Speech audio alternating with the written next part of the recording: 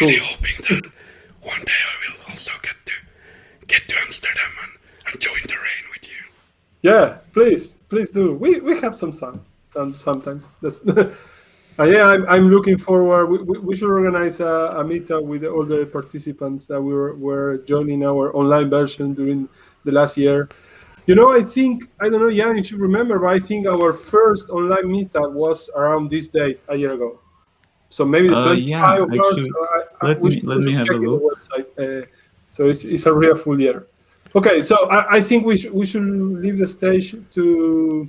We can reply that answer in the chat, and we can give the stage to Yuhis. And yeah, thank you. It's all yours. Awesome. Thanks for having me. It's super nice to be back. I think my first PyAmsterdam visit was exactly a year ago. I think it was sometime at March. Maybe the first or the second meetup. Thanks, Daniel, for the great talk.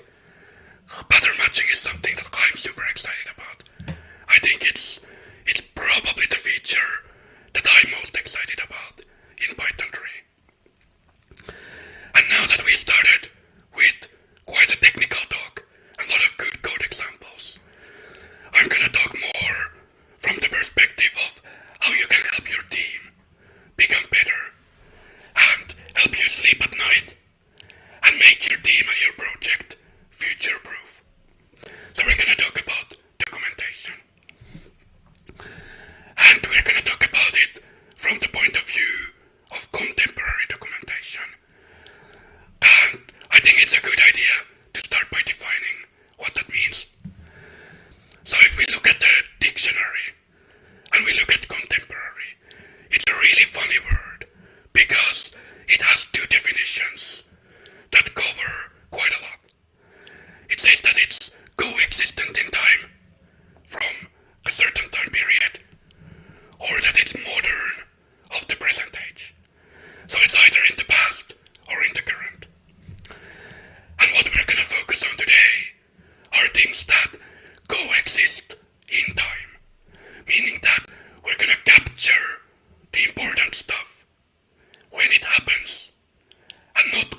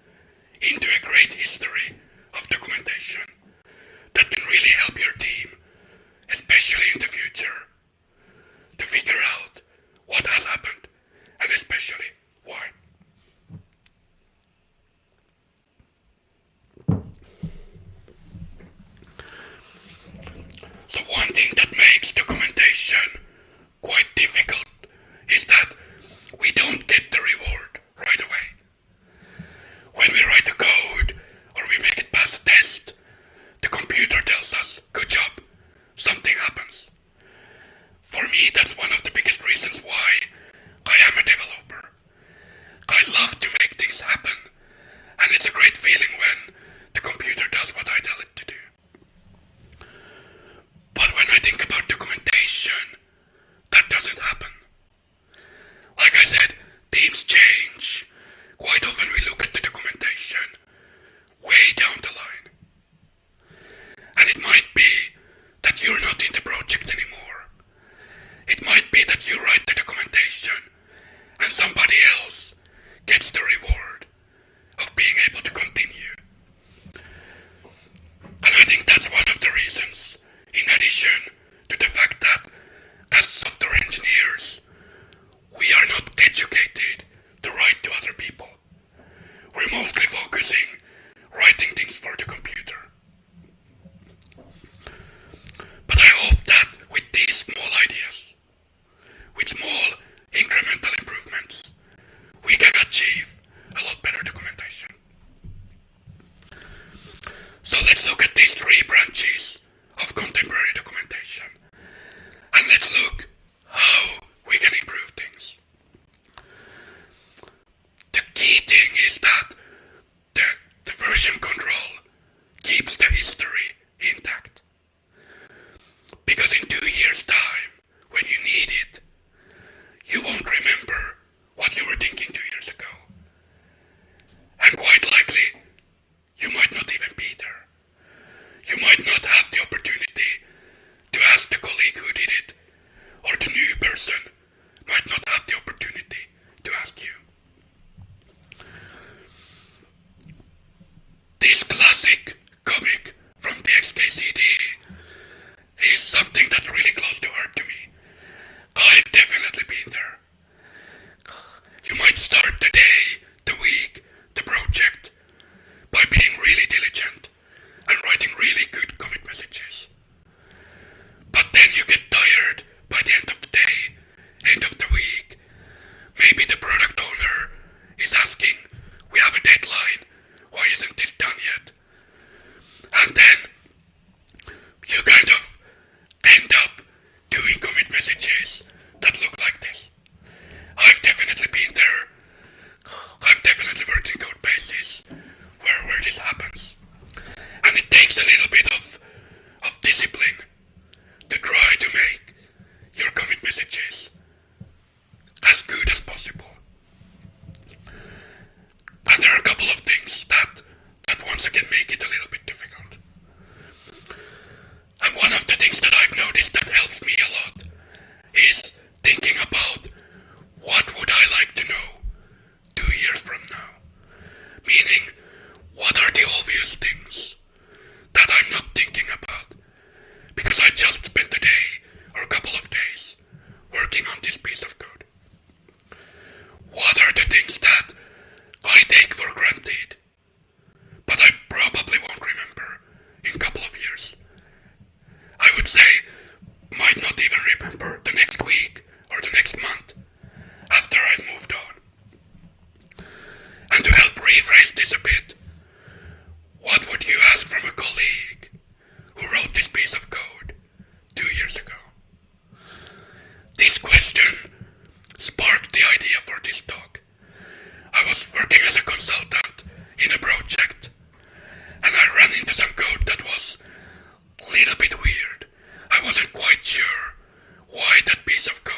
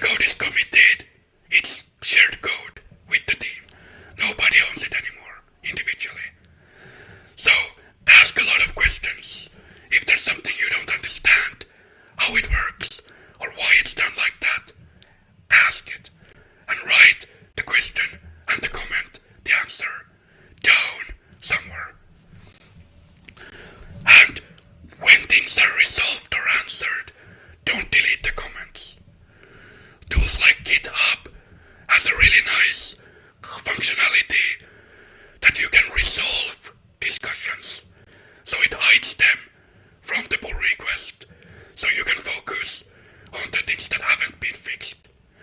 But if you go back to them, you can still find all of them.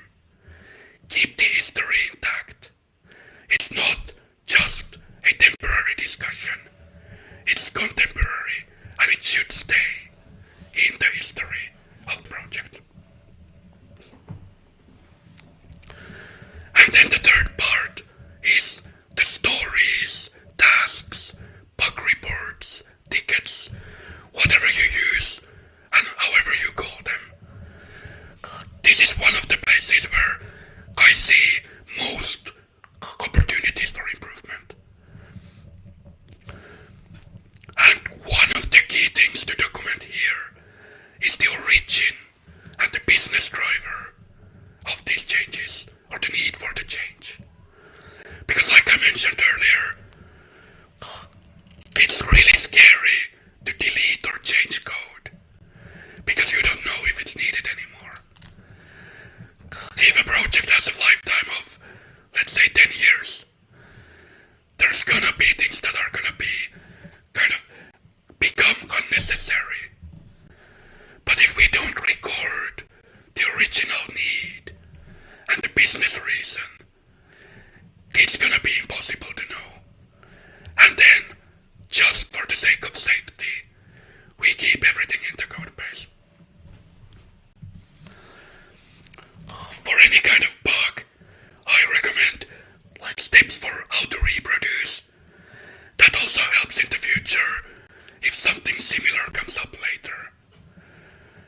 It helps to figure out if this is the same thing that somehow reappeared, or if it's a new thing.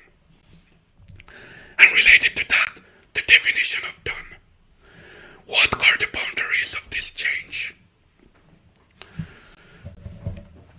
And these three things together form a really good basis. But this is just the starting point. And once again, ask questions. Quite often the things are written on the issue tracker or task board, at least partly by the business people or the customer support. And they might not know what to write. They might not know, they might not be on the same kind of wavelength with developers on what kind of things are important to document.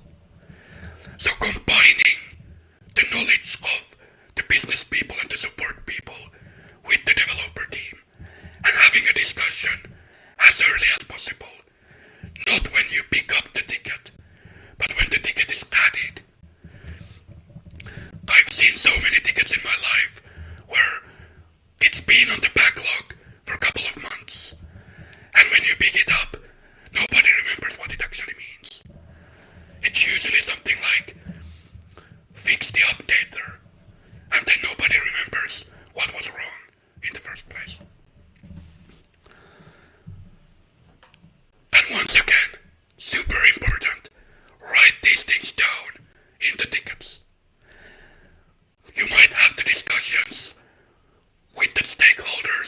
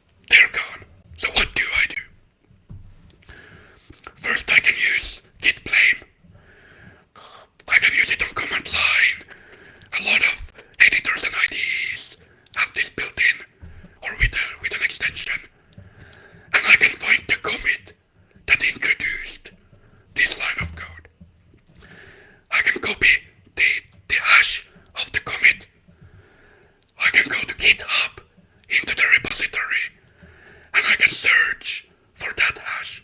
And it gives me a commit that says what the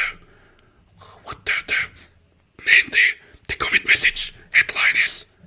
I can click that and I will end up to see the changes and also the commit message. So we have some explanation here, but circled in red, you can also see from which pull request did this commit come from. So I can start from the commit message and then I can go into the pull request. And since this is just the mock example, I don't have a review, I don't have comments, but at this point you could see what was discussed a couple of years ago.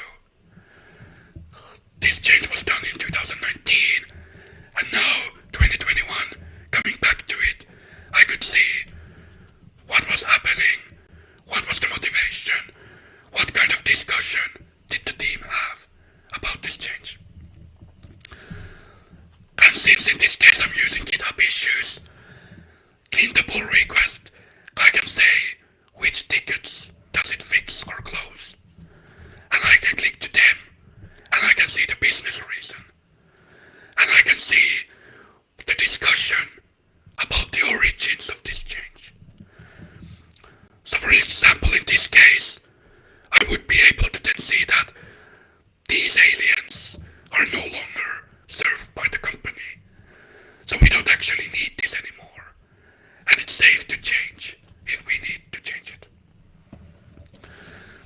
And this is the way I often work. If I get a bug report, if I need to start fixing something, this is the workflow that I start from. I always look at the couple of last commits or pull requests just to get a good idea of why things happened in this context, in this part of the code. What were the reasons? Sometimes you can find why the bug happened by just looking at the pull request and figuring out that, hey, this corner case wasn't even discussed. So it makes it easier to make the changes after the fact. So let's recap. Commit messages, code review, and issues are tools that we pretty much everybody use these days in one form or another. And they can really help your team document the life cycle and the history and the motivation of these changes in a format that is somewhat searchable, it's traversable, and it doesn't get updated. So it will always be there. When you write your commit messages and pull requests, think about what would I want to know 2 years down the line? What are the obvious things that I will forget? Or even better, what would you like to ask from the colleague who wrote this 2 years ago? Because remember, in 2 years, you're not gonna remember it. And most likely you're not gonna be on that project anymore. And all this discussion that you have, wherever it happens, face to face, instant messaging, at whiteboard, on a computer, in the repository, write it down. You're gonna thank yourself, and your future colleagues are gonna thank you down the line. Thanks for listening and having me.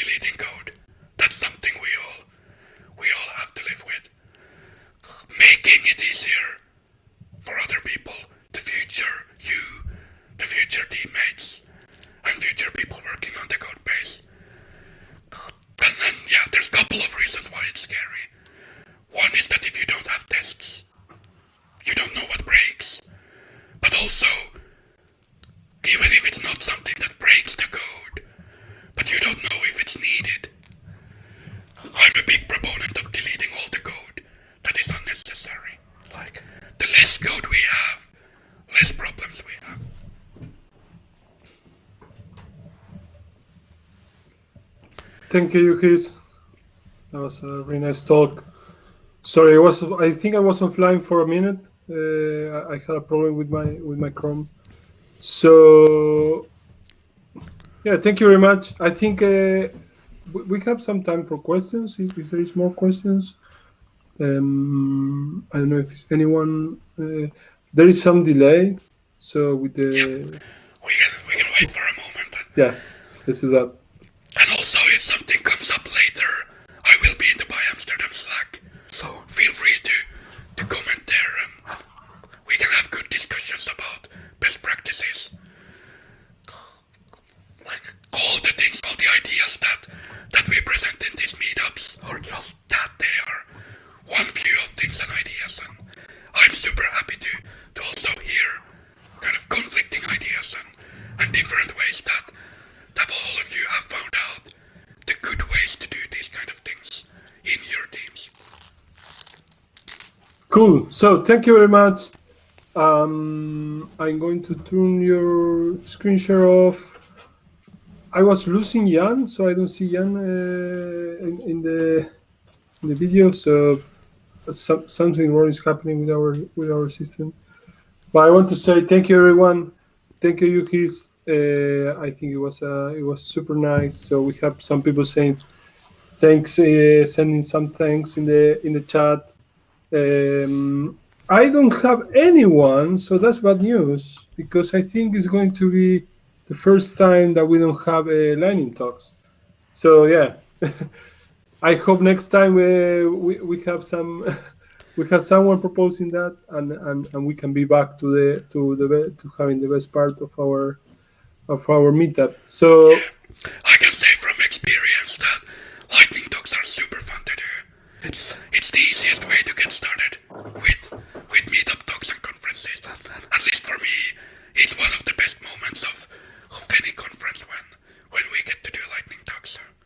Yeah, that's true. And I think you were giving a lightning talk like a year ago here, and now you're a speaker. So thank you very much. That's super nice to have. Cool. So Jan is back. I think we are ready to say goodbye. I want to say thank you to everyone that was following us on YouTube. Remember, you can join using this QR that you have here. You can join our Slack and keep the discussion going. And yeah, so I hope we can see each other in Amsterdam soon. I don't know, Jan, if you want to say anything else. No, I just wanted to say thank you to everybody for joining in tonight. We had quite many people, so I hope you enjoyed this. And don't forget to go to PyAmsterdam and submit your ideas for your talks. And if you don't like our website, you are welcome to help us update it. So you can go to our GitHub repository and submit your pull request. Yeah, and remember, you can go to py.amsterdam and you can submit a talk if you want to be here presenting in our meetup. Speakers are the most important ingredient for the meetup, so please do it. Yeah, see you everyone next time. Thank you very much. Have a really nice evening. Cheers. Bye. Bye.